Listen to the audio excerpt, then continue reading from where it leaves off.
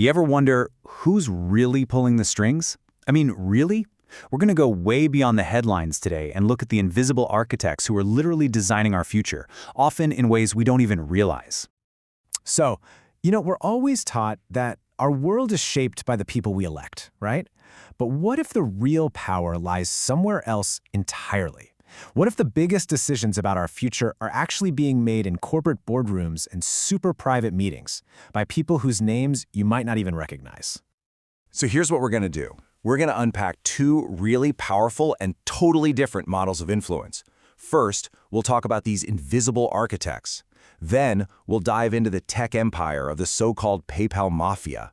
After that, we'll look at the old-school institutional power of the Trilateral Commission. We'll compare their playbooks, and then we'll get to the big question, who's really in control? Okay, so how do these invisible architects actually work? Well, the sources we're looking at point to two completely different playbooks. On one side, you've got the disruptors, the ones building the future from scratch. And on the other, you've got the insiders, who are all about controlling the systems that are already there. All right, first up, let's talk about a group straight out of Silicon Valley. They're like a modern tech aristocracy, and people call them the PayPal mafia. Now, this has nothing to do with organized crime, just to be clear. It's all about a network of entrepreneurs whose impact, you just can't overstate it. And believe it or not, it all kicked off with just one deal. Back in 2002, eBay bought PayPal.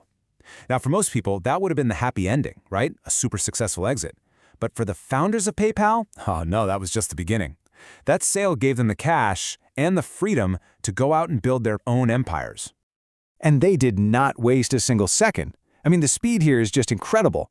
Right after the sale in 2002, bam, Elon Musk found SpaceX. The very next year, you get Tesla and Peter Thiel's data company Palantir.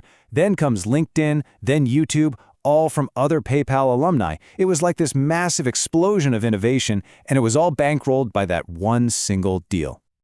Look at this. This just shows you the sheer scale of their reach. You've got Elon Musk, right? He's tackling space, electric cars, even brain-computer interfaces.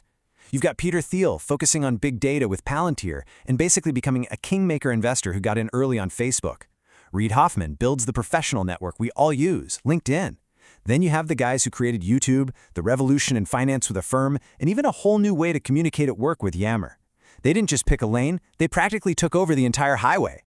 So here's the key, right? This is their method of influence. The PayPal mafia, they don't really bother lobbying governments to change laws. No, instead, they just build entirely new systems that make the old ones totally obsolete. They're the ones creating the tech and the financial infrastructure that, let's be honest, we all end up using. They're basically setting the agenda by just building the world they want to see. Okay, now let's completely switch gears and look at a very different kind of power. We're going from the hoodies and sneakers of Silicon Valley to the tailored suits of the Trilateral Commission. And trust me, their way of shaping the world, it could not be more different. So this group was founded way back in 1973 by some of the most powerful people on the planet. We're talking people like the banker David Rockefeller. Officially, their mission is just to foster cooperation between North America, Europe, and Japan. Sounds pretty harmless, right? Just a discussion group. But as you can imagine, not everyone is buying that story. Yeah, critics like the author Anthony C. Sutton see this whole thing in a much, much darker light. They argue it's a huge piece of what they call a new world order. Basically, a secret plan by a tiny group of global elites to run the entire world. This whole idea of a shadow government is a really common theme in these kinds of theories, and the Trilateral Commission is almost always right at the center of it. So what's their playbook, according to this analysis? Well, it's not about building new companies. Not at all. It's about guiding the institutions that already exist. We're talking about governments. The whole strategy, as the source lays it out, is to influence public policy from the inside by getting its members into the highest, most powerful government jobs. And look, there's some pretty compelling data to back this up. Take the Carter administration. 18 members of the Trilateral Commission got top government jobs. And we're not talking about junior assistants here. We're talking about the Secretary of State, the Secretary of Defense, the National Security Advisor. Then you see the same pattern under Clinton, over 22 members, including the president himself. Critics look at this and say, coincidence? No way. So you got to ask, why are these powerful people so focused on global affairs? Well, as they say, just follow the money. This chart here is really telling. It shows that the big banks run by the leaders of the Trilateral Commission were making the vast majority of their money overseas. So the argument goes, maybe their main loyalty isn't to their home countries, but to the global financial system that they have a hand in controlling. Okay, so we've seen the tech disruptors and the institutional insiders. Now it's time to put them side by side and really compare their blueprints for getting power and influence. So this really boils down to two completely different models for power, doesn't it? You've got the tech visionaries who build the future right out in the open, with flashy product launches and huge promises. Then you have the insiders of the Trilateral Commission working quietly behind the scenes, shaping the rules of the game with policy and politics. It's like one group is building a brand new high-tech car, while the other group is writing the traffic laws and deciding where the roads go. All right, this brings us to the final and maybe the most important question. What does all of this actually mean for us?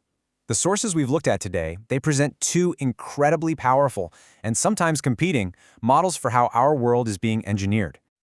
So if there's one big takeaway, it's this. On one hand, you have a network that is literally building the infrastructure of our lives, the payment systems, the social platforms, even the cars we'll drive, the whole digital and physical world of tomorrow.